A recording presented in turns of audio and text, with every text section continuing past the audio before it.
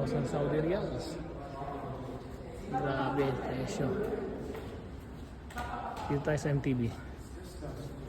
Palitan mo lang puhal ka na travel yan. 2008. Ayun o. Magkano yan? 16. 16 lang lang. 16 na lang ngayon. Ano pa? Alam mo to. Ito, tingnan natin yung presyo nito. 8 EVO Pro. 42,000 Saudi Riyals.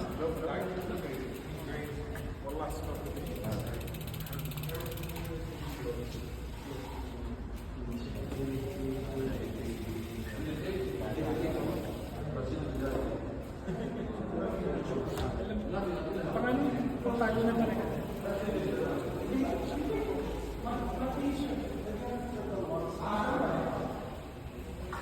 Natin yung mga ito yung hybrid. Nilagyan mo ba? Nilagyan mo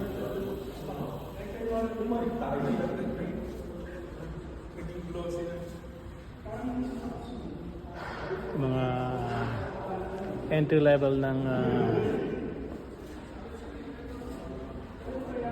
specialized.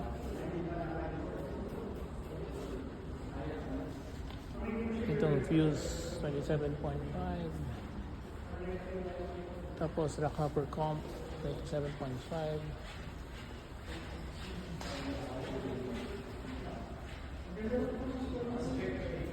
Naka-tapered na siya. 1/10. Ito naman to. Rock hopper sports 2815. Ito yata pinakamura nila. Black Copper 29. 2225 Saudi Riyals.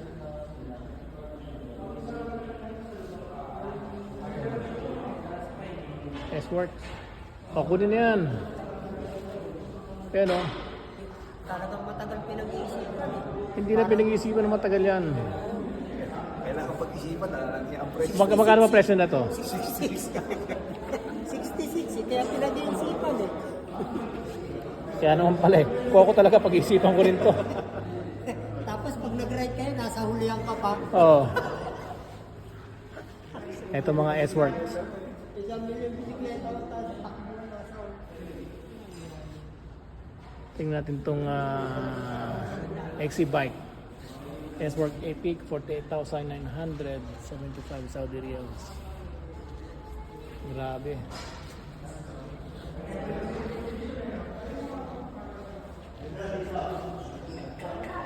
So, stump jumper ng Epic, ng S-Work 44,000.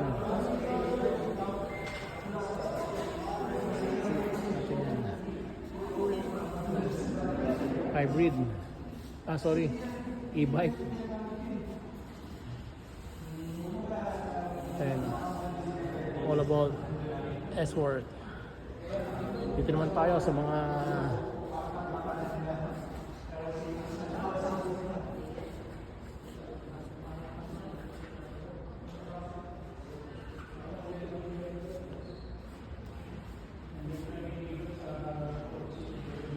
yan, dito lang yan sa Cycle Hub dito sa Riyadh, King Fahad Road.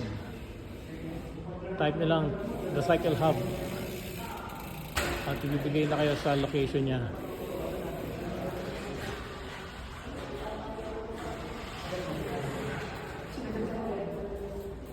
Ayan o. Kukunin nyo na? May bayad eh. May bayad ba? Kala ko libre eh. Bagong-bago. Ayun, pan-check. Bike check, bike check. Sakto-sakto sa'yo. Kunin mo na. Last piece. O, last piece, kunin mo na.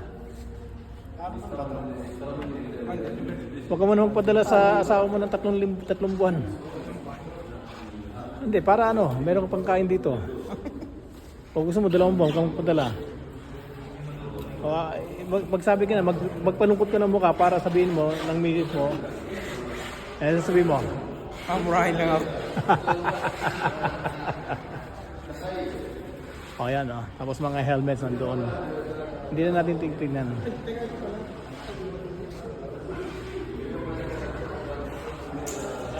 O, yan. Dito lang yan sa Cycle Hubs. Uy, libre coffee pa, oh. Problema ni